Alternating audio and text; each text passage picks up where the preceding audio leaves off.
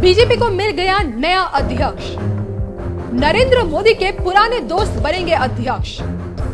मोदी के दोस्त संजय जोशी होंगे अध्यक्ष।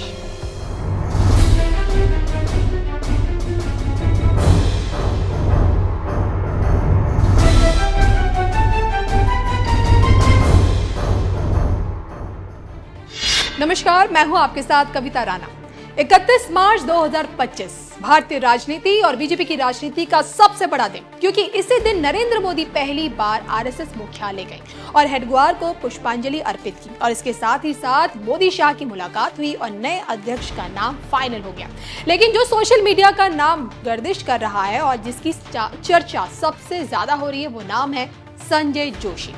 यही वो नाम है जिसकी चर्चा हर तरफ हो रही है और हर तरफ खुलकर लिखा जा रहा है और कहा तो ये भी जा रहा है कि संजय जोशी भाजपा के अध्यक्ष होंगे। जानकारों की माने तो 6 अप्रैल को बीजेपी का स्थापना दिवस है और बीजेपी के स्थापना दिवस के दिन ही रामनवमी है और बीजेपी इस मौके को बड़े पैमाने पर सेलिब्रेट किए जाने की तैयारी भी कर रही है। दूसरी तरफ बीजेपी के कद्दावर संगठन मंत्री रह चुके संजय जोशी का जन्मदिन भी 6 अप्रैल को ही है। तो आप समझ सकते हैं कि संयोग और प्रयोग क्या हो रहा है। वो कबीर दास का दोहा तो आपने सुना ही होगा, राय से पर्वत करे पर्वत राय माही। इस दोहे का मतलब ये कि सर्वशक्तिमान ईश्वर अपनी इच्छा से सरसों के बीज को पर्वत बना सकता है, तो पर्वत को राय सरसों के बीच में परिवर्तित भी कर सकते हैं। अब सोचिए ना, ईश्वर की सत्ता के सामने मनुष्य हम तुच्छ और हास्यास्पद हैं। और आज संजय जोशी नरेंद्र मोदी पर फिट बैठता है, क्योंकि अपने आप को ईश्वर बताने वाले मोदी को जमीन पर मोहन भागवत ने पटक दिया है और ये तक बता दिया है कि तुम इंसान हो, भगवान मत बनो। और मोदी शाह के पर ऐसे कतरे हैं कि मोदी तो सपने में भी सोच नहीं सकते। लेकिन समय समय है, जब चलता है तो सब कुछ ठीक कर देता है। और जिसे नरेंद्र मोदी ने सीडी कांड में फंसाकर राजनीतिक मर्डर कर दिया था, आज वही दो सोचे संजय जोशी फिर मोदी के सामने होंगे। किसने सोचा था? लेकिन समय का चक्र घूमा और आज संजय जोशी मोदी के सामने खड़े हैं। कहा तो ये भी जाता है कि मोहन भागवत ने कह दिया है कि इस बार का अध्यक्ष संजय जोशी होंगे और इसी की चर्चा इस वक्त सबसे ज्यादा हो रही है। संयोग और प्रयोग की खूब चर्चा भी हो रही है। पीएम मोदी के नागपुर दौरे के बाद जोशी का नाम चर्चा का विषय बना हुआ है।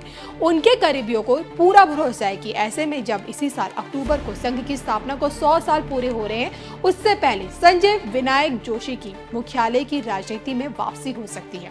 कुछ स्थानों पर संजय जोशी के जन्मदिन की बधाई देने वाले पोस्टर्स भी सामने आए हैं। संजय जोशी की उम्र अभी 62 साल की है और ऐसे में 75 साल उम्र सीमा को देखते हुए उनके पास अभी वापसी का समय भी बचा हुआ है। तो जोशी के करीबियों का यही कहना है कि भले ही संजय जोशी राष्ट्रीय अध्यक्ष ना बने, लेकिन इनकी सक्रियता जरूर बढ़ गई है।